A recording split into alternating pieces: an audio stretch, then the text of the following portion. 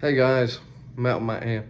Just to give my thought of the night, which I did last night as well. Seems at night time I think about things and discuss them with the cat, see what he thinks. My little brother there. But yeah, last night I discussed, you may have seen social media and the way it has become so kind of pointless as it always has been, but maybe a bit more connective at the beginnings of it, and it's become much like everything else, something where everything has to be the same model to succeed is the same model, selfies, vanity, all these kind of things. Creativity, not so much, just pointless stuff, and kind of normal things like eating, videos of people eating and videos, stuff that people watch instead of doing it in the real world. And I was thinking as well, as a big movie fan, someone who loves movies. I don't know about you. Do you like movies? Sometimes. Sometimes. Well, you know, uh, I love movies. I grew up loving movies, but the older I get, the less I want to watch them. And I think not only as it went from kind of DVDs, do you remember DVDs? DVDs were good. Before that, you had the VHS, the videos. They were kind of good as well. Um, and somehow movies were better when they were on DVD. Since it's on Netflix, I've got Netflix, Disney, and Amazon, and I can't say I like any of them. Very rare you'll get something really good on there. And I think just the quality of movies has changed. I was just thinking back of how good films used to be before it was all kind of spandex costumes, superhero costumes, and kind of all about having big muscles and good looks and stuff. Back in the days of like Silence of the Lambs with Anthony Hopkins and all the different roles he's done, incredible acting roles. The whole Hannibal trilogy was fantastic, and different psychological thrillers, like Misery. Misery was great. I can't remember what the film was called, but I remember there was this film with an actress who was kind of in everything, I think in like the 90s. And she was like seeing murders before they happen or something. And she ended up kind of connecting with, I think it was Robert Downey Jr. was the bad guy. She was like connecting with him kind of in her mind. It was like, really cool film ideas, and that's the sort of stuff I grew up watching, all these kind of psychological things that I could pick up, and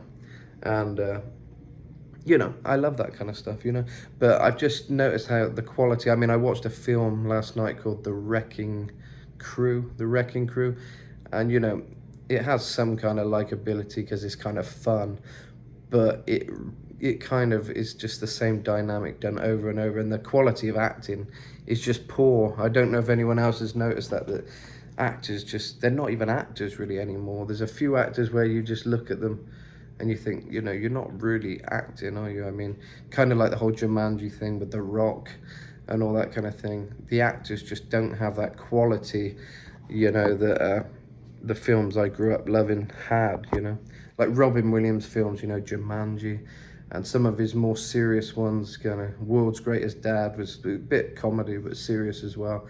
That was a later film he did. Like, actors of his caliber are still good, or were still good even later in life, even Jim Carrey up till recent years, even he's went over to doing Sonic, and he said he'd never do a film again or something unless it was a good script, and then he does Sonic, which maybe is a good script for him, but it's not really one of his best roles. I like to think of him for the films like Yes Man. I mean, most people would think of Ace Ventura, Truman Show. Truman Show was great. I quite like some of his later stuff before it went really kind of lame, like Sonic or whatever. Like Yes Man was one of my favorites.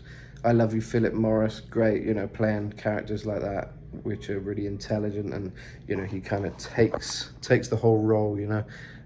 Sunshine of the Spotless Mind, was it? That one's popular. It was never one of my favorites, but it's a cool concept. Pretty good film, that one.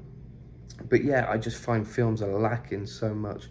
Probably the best film I've seen of recent years, and it would be this year, I think, is the recent one with Keanu Reeves being an angel. Now that was a good film. It was completely like all the idea of it was great. You know, it was a good watch. You enjoyed it as well, didn't you, Swanson? You enjoy it, Keanu? Keanu's supposed to be the kindest guy in Hollywood. I don't know if I buy it or not.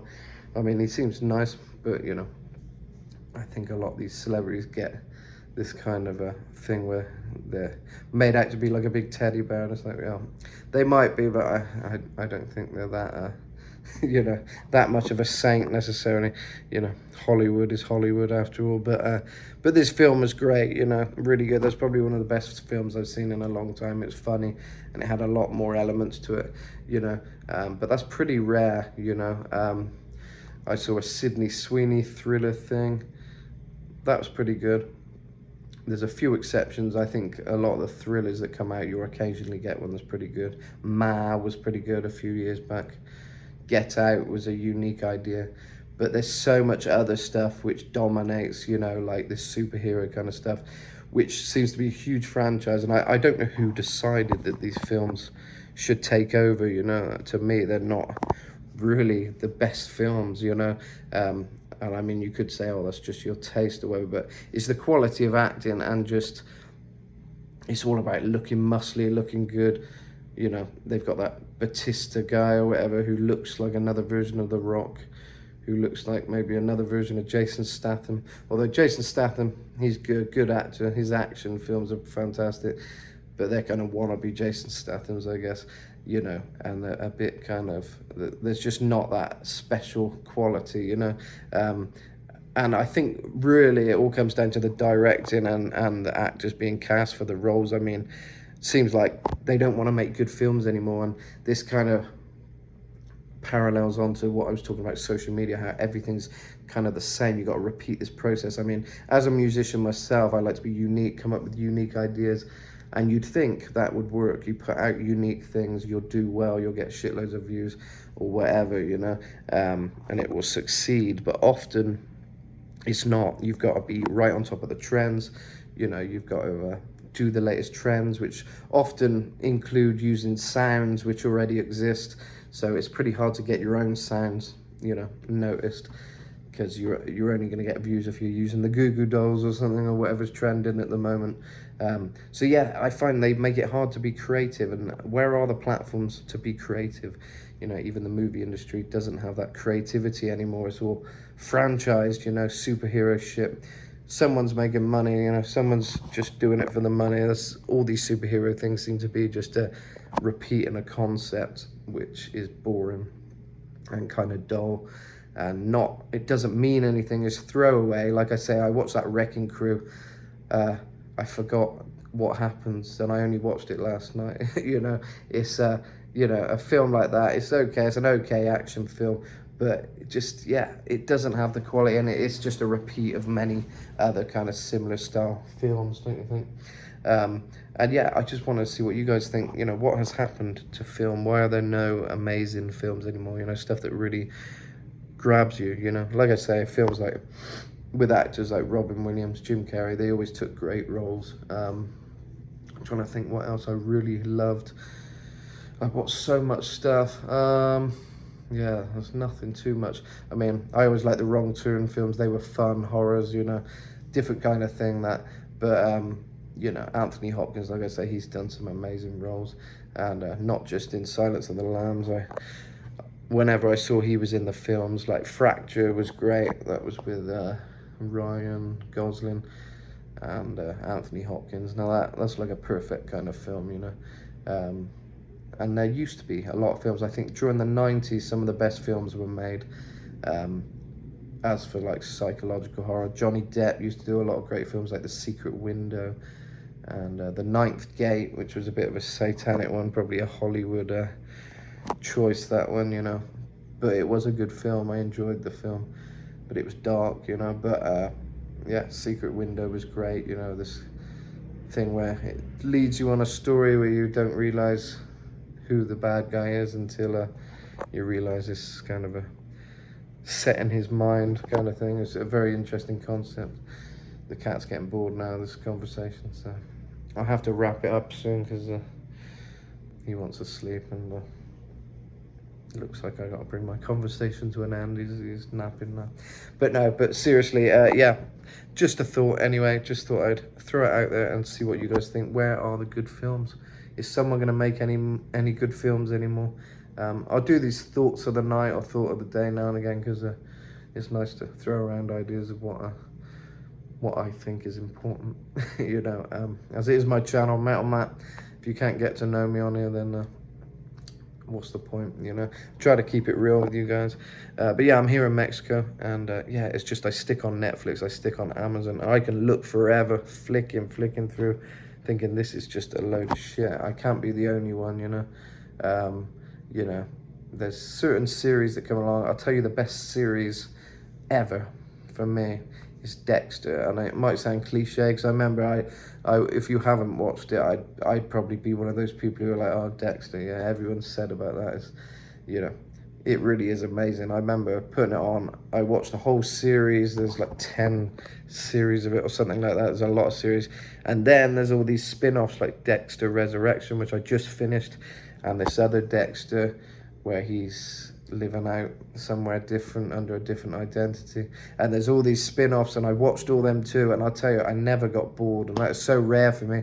I watched all the Dexter, couldn't get enough. Once it got to the end of all the normal Dexter series, I was like, I need more, you know. And then I found these spin-offs, and yeah, I'm waiting for the next Dexter Resurrection, which I think they're filming now. Incredible. Michael C. Hall, who also was in a band, Princess Goes, worth checking out.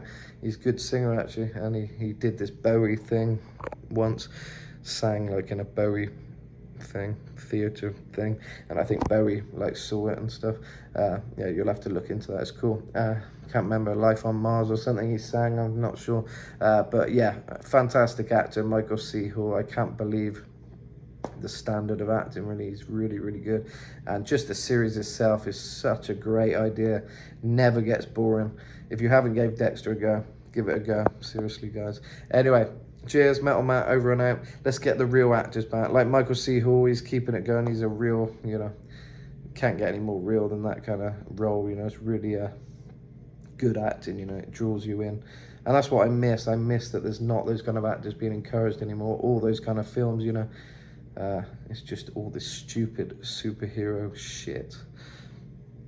So there we go. See you later, guys.